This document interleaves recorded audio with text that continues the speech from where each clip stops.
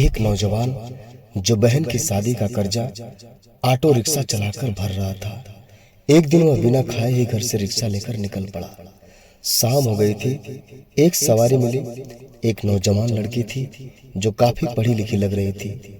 Reserve में लेकर चल दिया। रास्ते में कुछ मवाली लोग मिले। छेड़खानी वगैरह के डर से रिक्शा नहीं रोका। तभी साइड ग्लास में जो देखा दंग रह गया। बाइक से गुंडे उसका पीछा करते दिखे और उसके आगे बाइक से रास्ता जाम कर दिया। रिक्शा चालक ने गुंडों से लड़की को बचा लिया।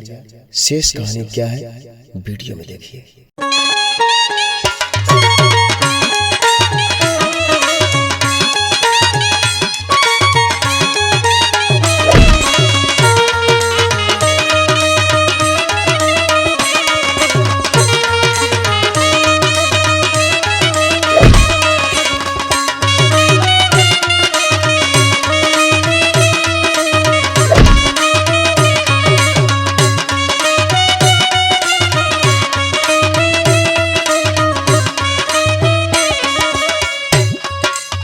हमरा खातिर इतना तकलीफ उठैला के बाड़ा तू? तोहर घर कहाँ बा? हमार परिचय का बा? हम के बाड़े जरूर आपसे बताई मैडम जी। तोके बड़ा चोट लगल बा, दना हम ई कपड़ा बांध दे। कोनो बात नहीं के मैडम जी, वो तो हमार फर्ज बनत रहे मैडम जी। हमार बात सुनी मैडम जी।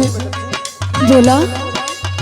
दुनिया के दुई रंग धोखा बुझाना, के करबा गोर दिलवा के करबा काला।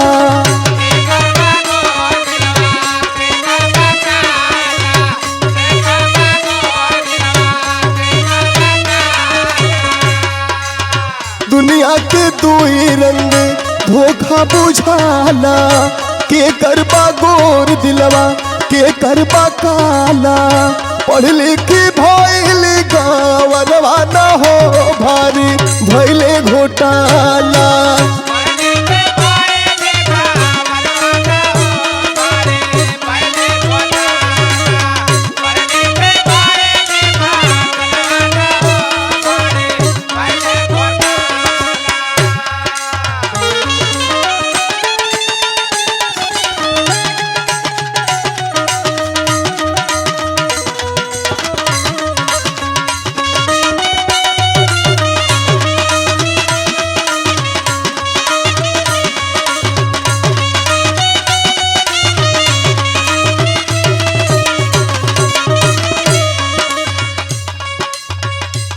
अपन जीवन यापन कैसे करेला और तोहरा घर में के बा?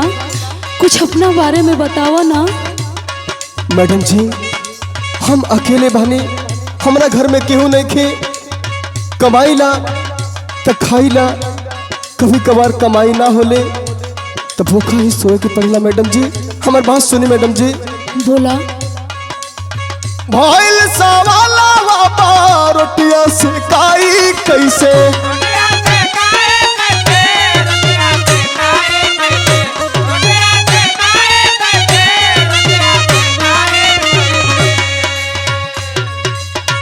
तने कमाइया से जीवन बुराई कैसे।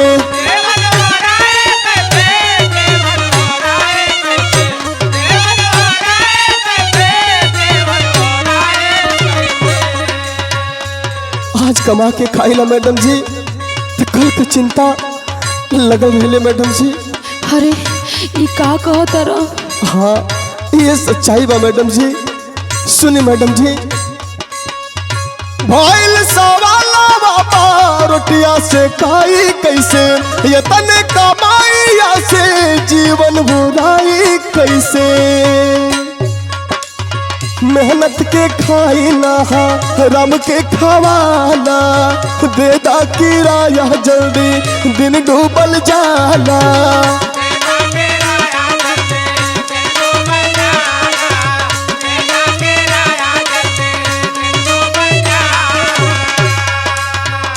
मैडम जी हमरा बारे में सब जान के का करबो, बस हमार जितना किराया होत बा उतना दे के हमके विदा करा मैडम जी। अरे ऐसे मत बोला, हैला हमरे तरफ से 500 रुपया रखला। ना ना मैडम जी, ये हमरा से ना हो सकेला मैडम जी। मेहनत के खाईला राम के खवाला, देदा किराया जल्दी दिन डूबल जाला। 2 दिन से मिलल नहीं बाटेने वाला, भारी भैले घोटाला।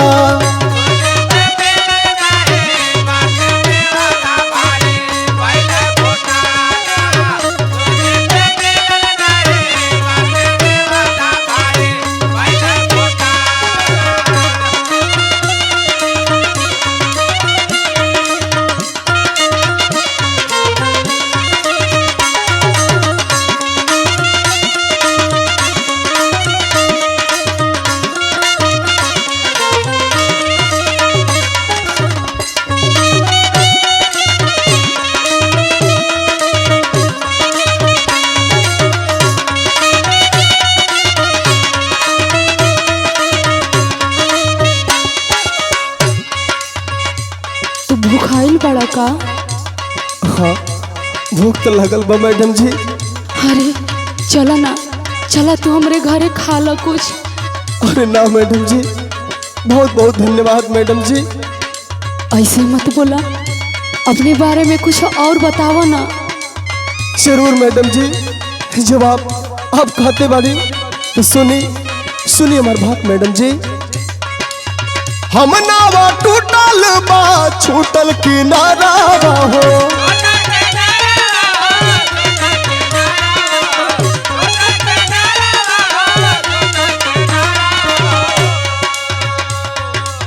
मुअल जिंदगिया जी अवना दोबारा हो।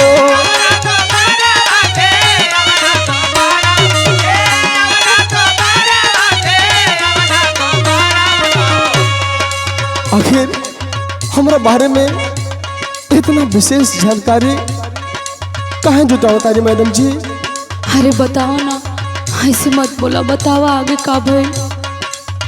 हम नावा टूटल बा छूटल किनारा हो, मुअल जिंदगिया जी अवना दोबारा हो। हमरा में कौन गुण तुहके देखाला, खोजलू अभिया रहवा तू छोड़ के उजाला।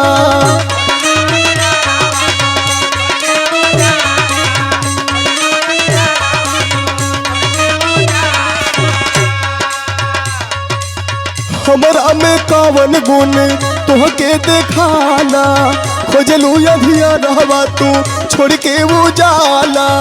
रामा दे हाथी बाटे जगई निराला, माटी सुनवे बुझाला।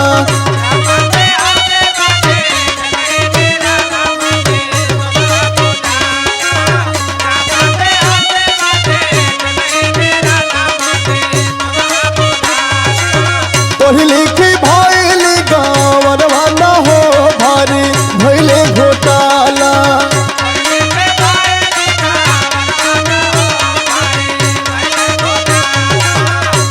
से मिलल बाटे नाही देवाला, दर्द कहलो ना जाला।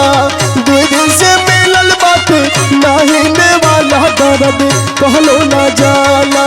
2 दिन से मिलल बाटे नाही देवाला, दर्द कहलो ना जाला। सुना, तोसे एगो बात कहल चाहतनी। बोली मैडम जी। हम तो अपना माई बाबू के इकलौती बानी, और तू हमरा खातिर इतना कष्ट कैला, तोहरा ही जैसन हमके ईमानदार व्यक्ति के इंतजार रहे। ये का कहता रू मैडम जी? हाँ, हम तोहरा ही से शादी करब।